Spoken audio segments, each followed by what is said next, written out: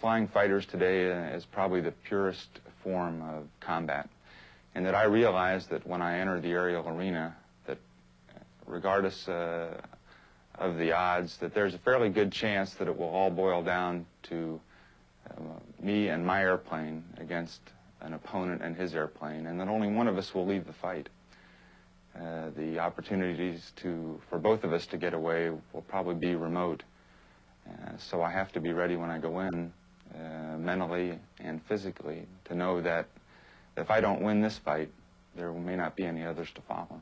But it's a physical task as well, because it's a strenuous occupation when you engage in an aerial battle that lasts 7 to 8 minutes, at which time during the battle you may, from 10 to 20 times, pull 7 Gs or so.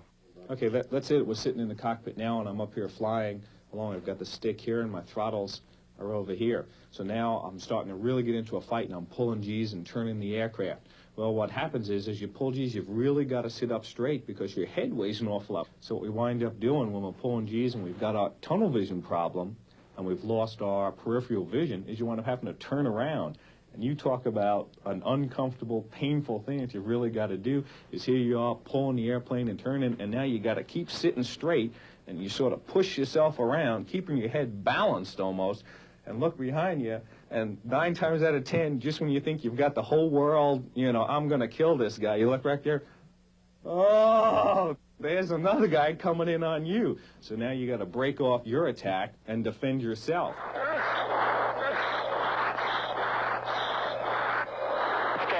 Coming down now, 8 miles, 17,020 right now. But you're right, 330 high.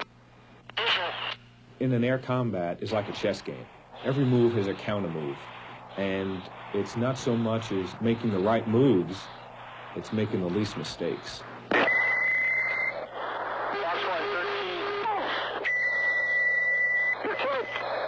Cat track and kill one going downhill. Okay, let's see if we can bug out of here, Clark.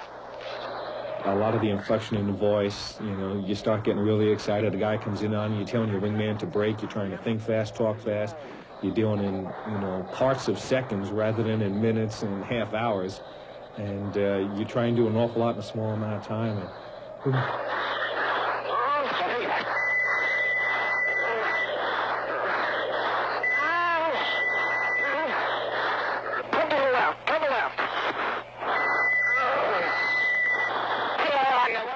nobody likes to get shot, because you know that except for just being just a training scenario, the mistakes that you make in this thing are the mistakes that, you know, you could make on a real live mission. And instead of just being called a kill, you'd probably be killed. Well, did you just call a shot? Yeah, I called a shot right at time. I got the fever, but we'll continue south. Okay, Cat, I'm meeting both of them head to head. Let's back out north. Don't too late now, Heels. What are you doing, Cat? Say again, Heels. Heels is dead. Okay, just start easing it on down. Heels, knock it off. Knock it off. Heels, knock it off. Cat, knock it off. Waldo's, knock it off. You can knock it off. Really, knock it off. Okay, enjoyed it. I believe anybody that's been in combat will be only more than happy to tell you that he probably does not want to go through the experience again, because it's a very painful experience. The fear you learn to live with, but you never learn to live with losing close friends, and by the nature of the beast, that occurs quite frequently. So I can say that I do not actively hope that we have another conflict, but nevertheless, my job is to prepare for one. And if I look at the current world situation and assess that there will be no conflicts in the future, then really there's not much meaning to my job. So I have to be ready to go fight. And if I'm called upon, of course, I'll be the first one to volunteer to go, because that's essentially what my mission is. But to desire it, I think, is something that's far different. And I don't believe that people that have been there before are very eager to face that type of situation again. With most of the pilots here having been through Vietnam, they know what it means to go to combat in the air, what it means to lose friends, what it means to have to go visit a friend's wife and say, he was really great, but he's not coming home. So I hate war. I've been there. I don't want to go back, but somebody has to do it, and I'm ready.